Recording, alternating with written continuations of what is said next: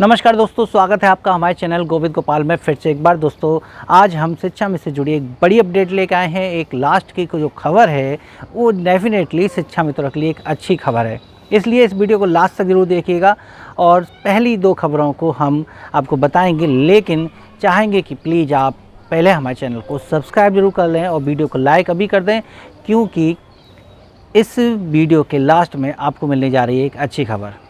साथ ही साथ हम देते हैं आपको शिक्षा में से जुड़ी हुई जेन्युइन खबर, जैसे शीर्षक वैसी खबर, कोई अलग जिसमें क्लिक बैट नहीं होता। इसलिए सही खबर जानने के लिए आप हमारे चैनल को सब्सक्राइब करके ज़रूर रखें।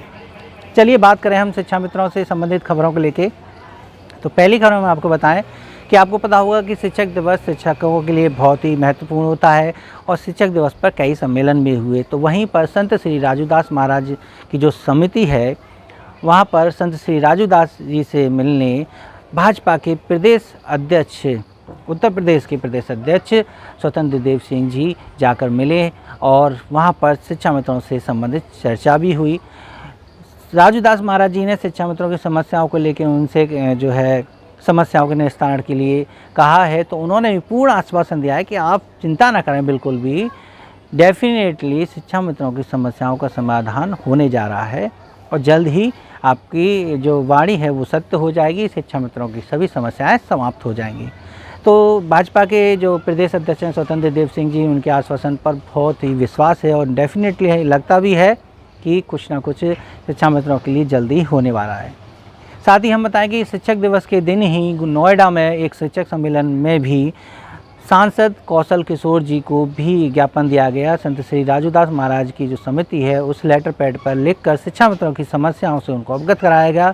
तो उन्होंने भी यही कहा कि आप चिंता न करें, केंद्र से भी आपकी समस्याएं निस्तारित की जाने वाली हैं।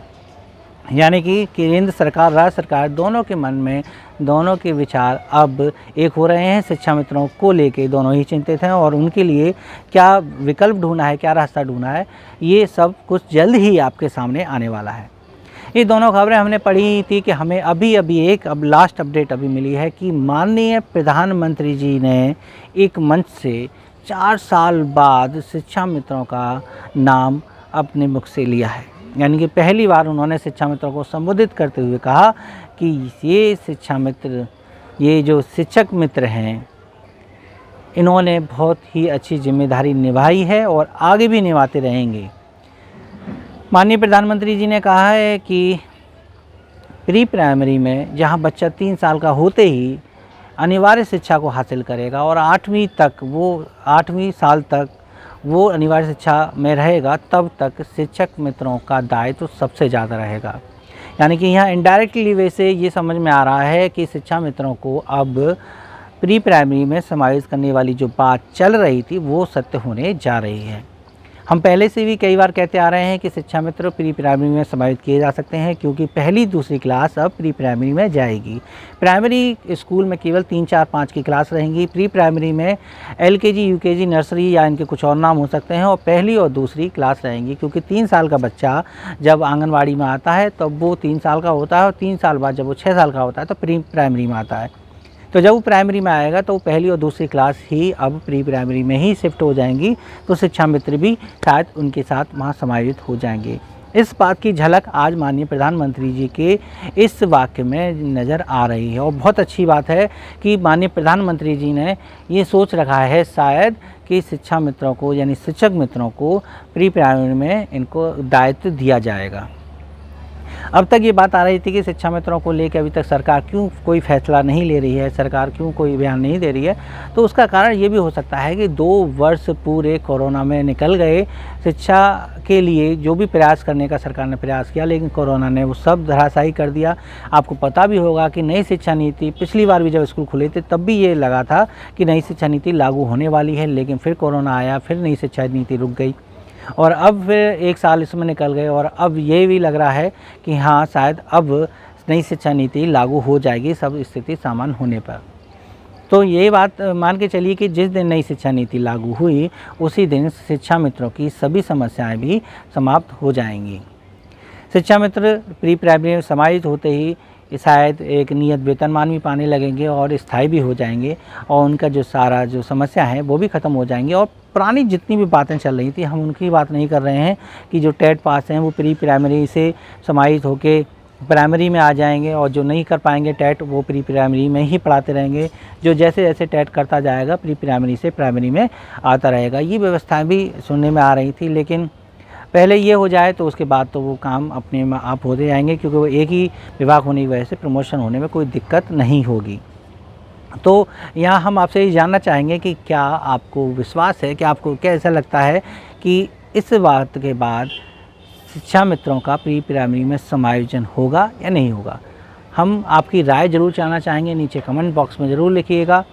और साथ ही साथ हम आपको माननीय प्रधानमंत्री जी का वो वाक्य जो 1 मिनट का वीडियो है वो भी आपको दिखा रहे हैं, उसे भी आप देखिए और आप खुद देखिए कि माननीय प्रधानमंत्री जी ने आपसे क्या कहा है।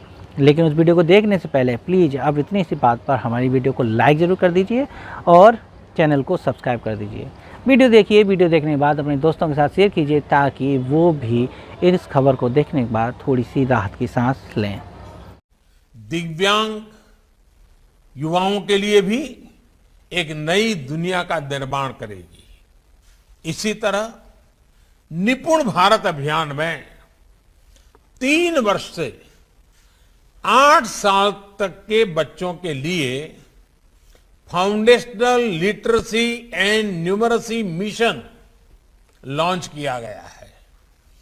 3 साल के उम्र से ही सभी बच्चे अनिवार्यतः प्री स्कूल शिक्षा प्राप्त करें, इस दिशा में जरूरी कदम उठाए जाएंगे।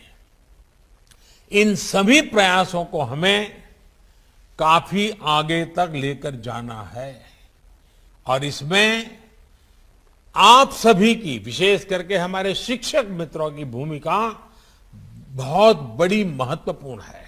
साथ ही दोस्तों हम आपसे एक रिक्वेस्ट और करना चाहेंगे कि हमारा एक दूसरा चैनल है व्लॉग विद गोपाल, प्लीज़ आप उस पर भी विजिट कीजिए और उसको भी सब्सक्राइब कर लीजिए।